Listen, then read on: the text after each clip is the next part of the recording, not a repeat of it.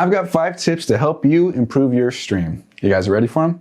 My name is Chris, this is Coalition Gaming, and today, I'll be your stream technician. There's so much when it comes to stream optimization that you can do that it could be a little overwhelming. These are going to be my top 5 streaming tips that you can optimize your stream from within the streaming software itself. Number 1, visual quality and clarity. It's super important. With the advent of more affordable, higher core count CPUs brought on by AMD Ryzen, software X264, aka CPU encoding, is back on the menu.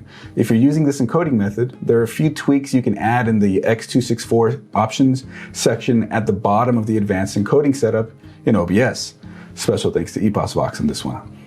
The options you enter are as follows, right up here on screen. This can help get visual improvements from using a slower CPU preset than the one you're actually on without the full impact of actually doing that. If you have a 6-core CPU, I'd start with the fast preset and these options. If you have an 8-core CPU, I'd set it to medium with these options and you should be golden. Now let me show you exactly how to do that in OBS. With OBS up on screen right here, we're going to go into settings. We're going to go over here once it pops up to output, and you see output mode is in advanced, encoder is X264, and at the bottom are those options that I just mentioned. These will be posted in the description of this video for you guys to copy and paste into this section. And basically what's happening is, even though I'm on CPU preset of fast, with these options, it's going to look more like medium. And if you're on medium with these options, it's going to look more like slow. So they can make a big difference. Number 2, use more local sources for your main overlays.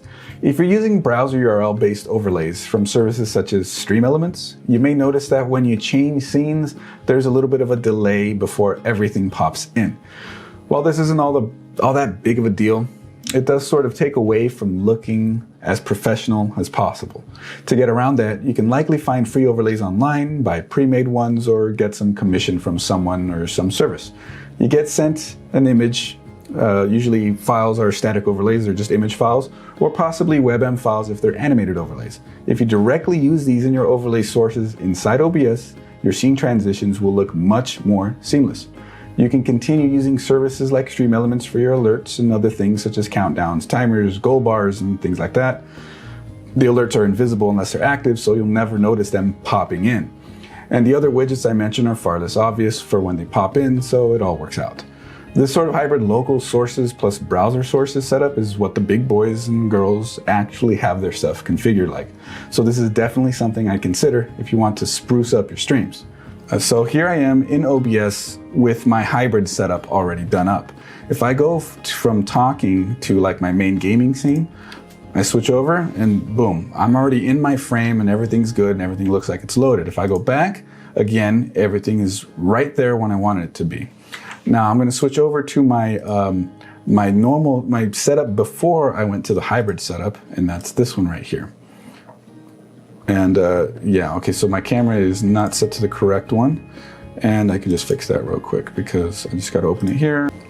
Okay, so the webcam is actually now set to the proper source, and as you can see, I have my gaming set up again. I'm going to go back to talking like I just showed you, and look at that. You see how it popped in? I'm hiding it with the stinger transition in the middle, but you saw how it just popped in. Let's go back to main gaming, and my frame popped in, if you saw it, very slowly there. Let me try a different one here.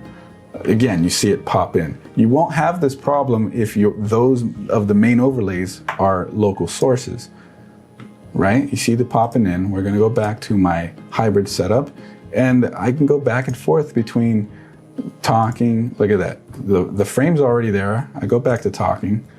It's all there, like it's not popping in or anything. It's already there.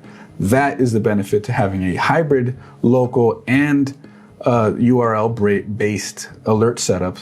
And again, this is what the big boys and the big girls use. So real quick, what I mean by local source is, like I mentioned, those image files and WebM files. So for me, my main source here, let's see down here, talk screen local.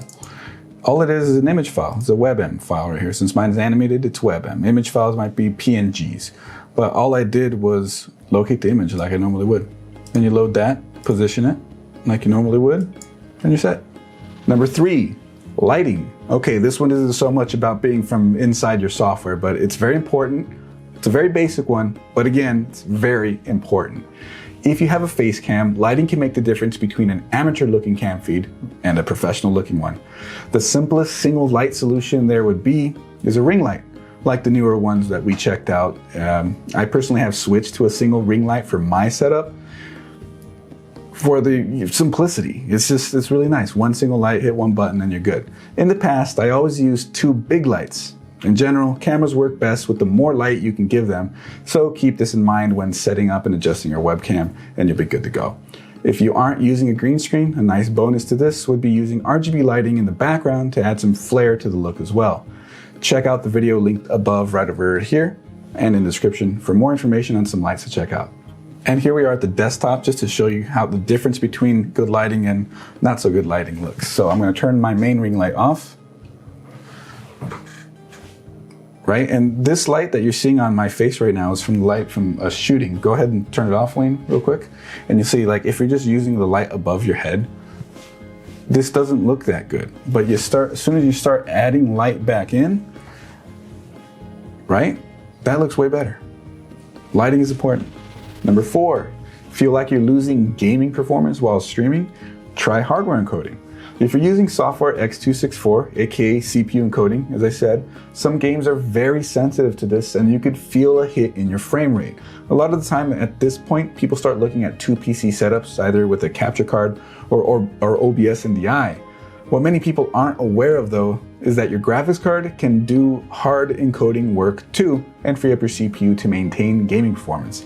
This is primarily aimed at NVIDIA GPU users, since the Radeon VCE/AMF encoder isn't all that great for this. With that said, what I'm talking about is called NVENC, and every GTX graphics card from the 600 series and up has included this feature, with the biggest improvement coming with the Turing GPUs using the GTX 1600 series and the RTX 2000 series. In combination with the updated NVENC implementation using OBS called NVENC New, this can really help your games and streams run better. If you're using a card older than GTX 1600 or RTX 2000 series card though, NVENC needs a bit more bitrate to look its best on stream. Use the quality preset with 5000 to 6000 kilobits per second bitrate. And if you're using a Turing-based graphics card, use the max quality preset with the same amount of bitrate and it'll look great. Let me show you exactly where to set this up. Okay, so to actually do NVENC New, you go into settings here in OBS. We're gonna go over to output, and where encoder says X264, just click there and you select H.264 new, NVIDIA NVENC H.264 new. Rate control, CBR, bitrate, like I said, 5000 to 5000 to 6000. I'm gonna do 5500. Keyframe interval 2. And here's what I was talking about with that quality versus max quality preset. Quality is one pass encoding, which is easier on your system, or rather on your GPU, so you don't lose gaming performance. And this is if you have a 600 series to 1000 series graphics card. Use quality. And GPU 0, that's fine. Max preframes 2 is fine. Look ahead uncheck. Cycle visual tuning, just like this, is fine. If you have a Turing graphics card, GTX 1650 Super or better, RTX 2000 series or better, obviously, do you use max quality preset. This used to be known as 2-pass encoding, but on these, it does it without any performance hit, and it's gonna look great doing it. We have a video completely covering the NVENC stuff, so make sure you click up here, or up here. I forget exactly where it's gonna be. It's up here. That's a link in the description too, so look there. Number 5, reduce background noise from your microphone. Audio has a very high impact on the watchability of any stream. If you have bad audio, you'll chase away viewers very quickly. Fortunately, an easy way to improve your audio quality, namely your microphone, is only a few clicks away and doesn't cost you any extra money. We're talking the noise suppression filter in OBS. Right-click on your microphone source, click Filters, then click the plus sign to add a new filter, and select Noise Suppression from the list and then click OK. Voila! Background noise has been reduced and your audio quality has been improved. Here's some clips demonstrating the difference that one filter makes. Okay, so we're here at the computer. Let's add the filter real quick like I just described.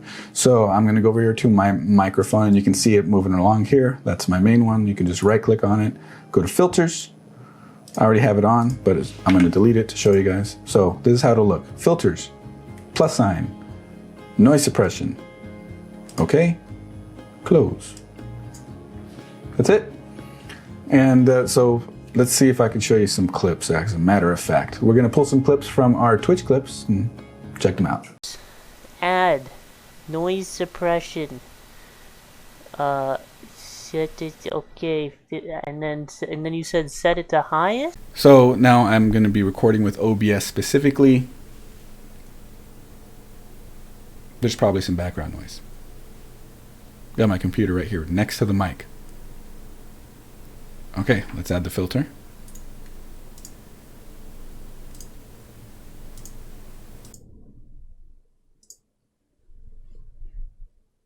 There should be an immediately noticeable difference. So I hope you found this video helpful, and if you did, hit that subscribe button with the bell notification turned on to be notified when our new videos drop each and every week. Don't forget, we've got a massive archive of helpful videos to help you stream, game, and build PCs better. So check out one of these videos right over here. It's right over here, right? It's over here. It's over here. It's over here. Check out one of these, and I'll see you guys next week. Bye. What are you doing back there? I mean, what do we shoot next week? Is that okay? Just keep doing that. Bye, everybody. Click one.